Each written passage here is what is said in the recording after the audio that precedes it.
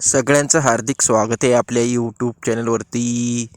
हल्लीच्या बदललेल्या जीवनशैलीमुळे त्याचबरोबर पर्यावरणाचा होणारा ऱ्हास, त्यामुळे आज गोंधन, ज्याला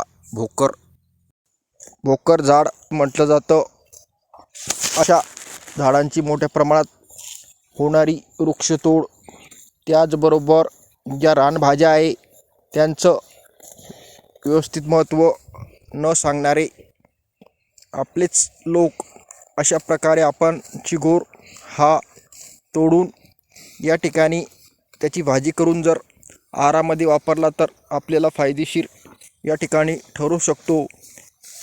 ज्यामुळे आज जर आपण बघितलं तर मानवी शरीर स्वास्थ्यामध्ये गुडघे दुखणे, त्याचबरोबर कंबर दुखणे हे जे विकार आहेत, यामध्ये फायदेशीर हे रानभाज्या या ठिकाणी ठरू शकतात.